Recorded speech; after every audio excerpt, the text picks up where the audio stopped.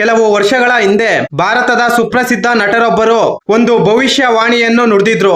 ಅದು ಏನಂತ, ಪುನೀತ್ ರಾಜ್ಕುಮಾರ್ ಅವರು ಬದುಕಿದ್ದಾಗ ಅವರ ಫ್ಯಾನ್ಸ್ ಅವರಿಗೆ ಪ್ರೀತಿ ತೋರಿಸಿಲ್ಲ, ಸತ್ತ ಮೇಲೆ ಪ್ರೀತಿ ತೋರಿಸಿದ್ದಾರೆ. ನಾನು ಈ ವಿಚಾರದಲ್ಲಿ ತುಂಬಾ ಅದೃಷ್ಟವಂತ.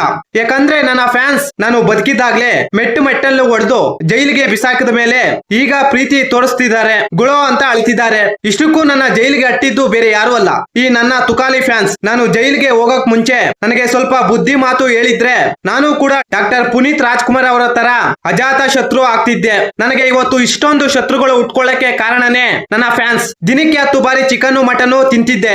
ಇವರ ಸಹವಾಸ ಮಾಡಿ ಜೈಲಲ್ಲಿ ಬಿಸಿಬೇಳೆ ಬಾತ್ ತಿನ್ನುವ ಪರಿಸ್ಥಿತಿಗೆ ಬಂದಿದ್ದೀನಿ. ಕಾರಣ ಬೇರೆ ಯಾರು ಅಲ್ಲ, ಈ ನನ್ನ ತುಕಾಲಿ ಫ್ಯಾನ್ಸ್ ಅಂತ ನಮ್ಮ ಭಾರತದ ಸುಪ್ರಸಿದ್ಧ ನಟರು ಆಗಿನ ಕಾಲಕ್ಕೆ ತಮ್ಮ ಭವಿಷ್ಯವಾಣಿನ ತಾವೇ ನುಡಿದಿದ್ರು. ಅದು ಇವತ್ತು ನಿಜವಾಗಿದೆ. ಸಾವು ಇಲ್ಲದ ಸರ್ದಾರ, ಈ ಶತಮಾನ ಕಂಡಂತ ಅದ್ಭುತ ನಟ.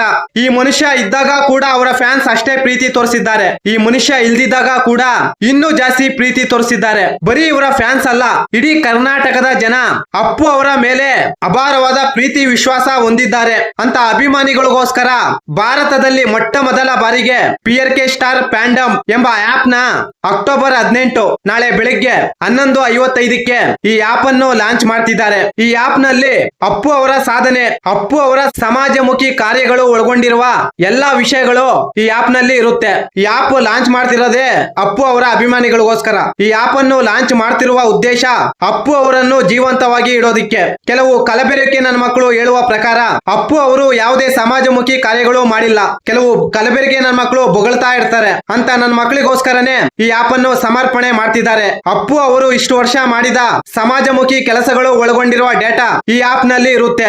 ಈ ರೀತಿ ಒಂದು ಆಪ್ ಇದೇ ಮೊಟ್ಟ ಮೊದಲ ಬಾರಿಗೆ ಭಾರತದಲ್ಲಿ ಲಾಂಚ್ ಮಾಡ್ತಿದ್ದಾರೆ, ಅದು ಕೂಡ ಅವರ ಫ್ಯಾನ್ಸ್ ಗಾಗಿ. ಕೆಲವರು ವೇಸ್ಟ್ ಬಾಡಿಗಳು ಬದುಕಿದ್ದಾಗಲೇ ಸಾಯೋದಕ್ಕೆ ವಿಷ ಕೇಳ್ತಾರೆ. ಈ ಮನುಷ್ಯ ಸತ್ತ ಮೇಲೂ ಕೂಡ ಇನ್ನೂ 100 ವರ್ಷ ಅಲ್ಲ, ಈ ಭೂಮಿ ಇರೋ ತನಕ ಇವರು ಬದುಕಿರ್ತಾರೆ.